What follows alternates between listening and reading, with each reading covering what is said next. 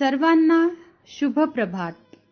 प्रभू येशू ख्रिस्ताच्या नावात विश्ववाणी परिवाराकडून आम्ही मार्गाकरिता प्रकाश कार्यक्रमात आपले सहर्ष स्वागत करीत आहोत. आत्म्या हृदयी तू ये, पवित्रता तुझी तू दे. आत्म्या हृदयी तू ये, पवित्रता तुझी तू दे. क्षमा तू कर मला, लागू दे तुझा लळा. हो हो हो, क्षमा तू कर मला, लागू दे तुझा लळा. अनुग्रह मजला पाहिजे, सामर्थ्य मजला पाहिजे. अनुग्रह मजला पाहिजे, सामर्थ्य मजला पाहिजे.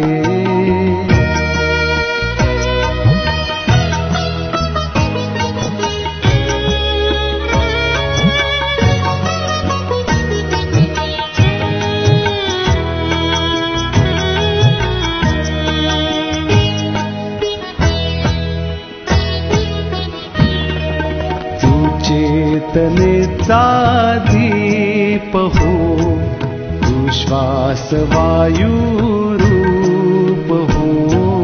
तू चेतनेचा दीप हो, तू श्वास वायू रूप हो. क्षमा तू कर मला, लागू दे तुझा लळा. हो हो हो, क्षमा तू कर मला, लागू दे तुझा लळा.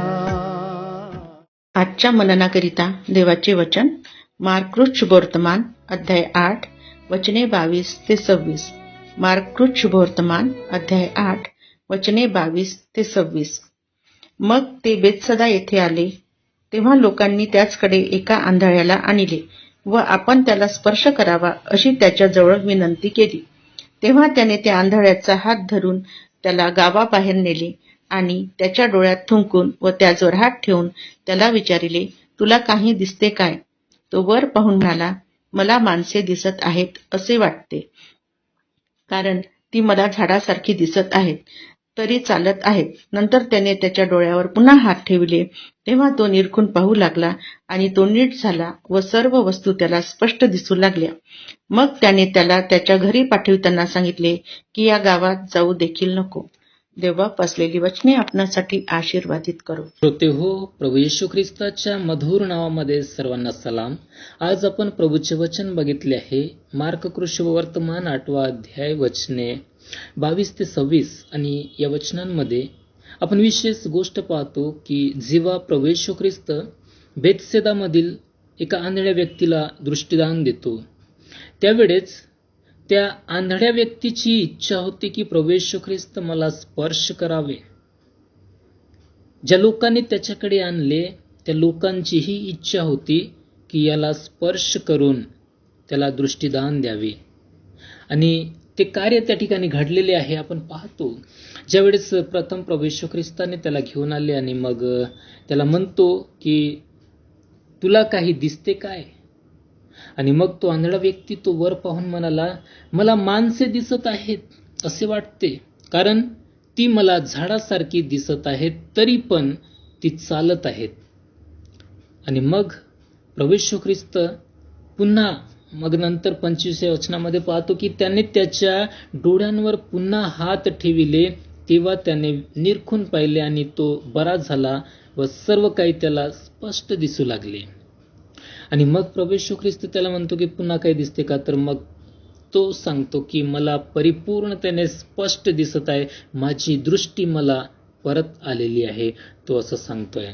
परंतु पहिली जी गोष्ट की पहिले प्रथम त्याला जे पूर्णतः दिसत नव्हतं, अगदी त्याच प्रकारे त्या ठिकाणी प्रभू येशू ख्रिस्ताचे जे शिष्य होते ते आध्यात्मिक रीतीने त्या आंधळ्या व्यक्तीसारखे झालेले होते.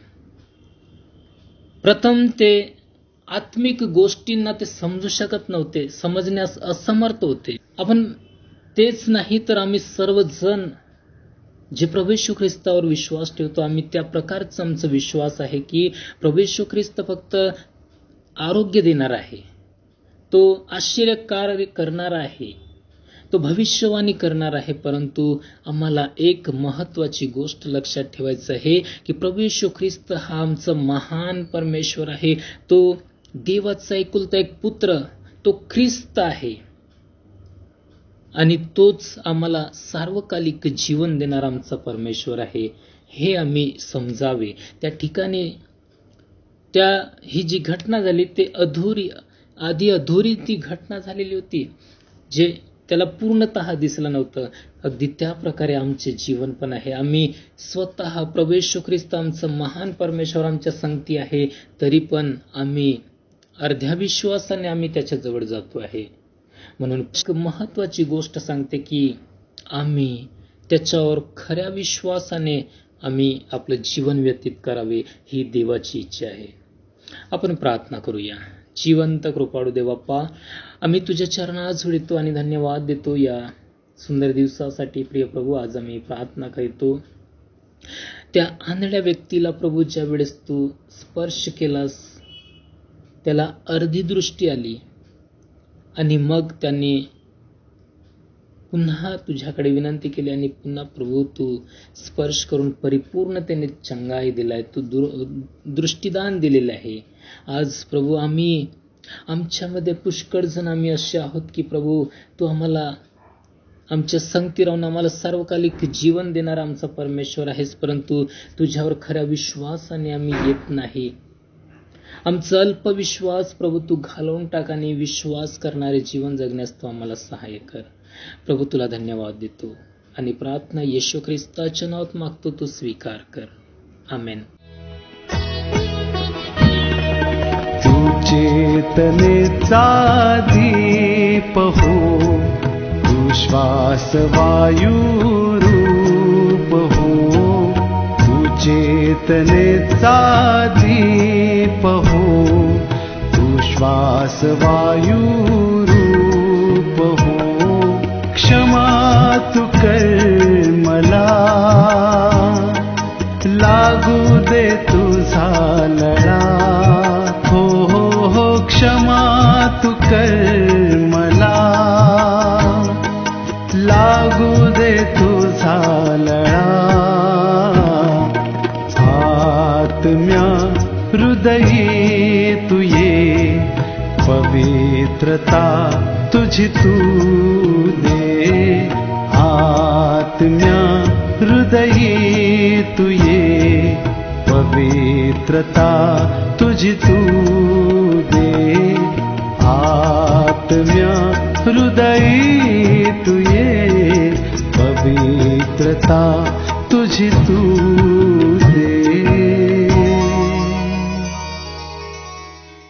मागा म्हणजे तुम्हास दिले जाईल, शोधा म्हणजे तुम्हास सापडेल, ठोका म्हणजे तुमच्यासाठी उघडले जाईल. आमचा टोल फ्री नंबर 1800-2700-333.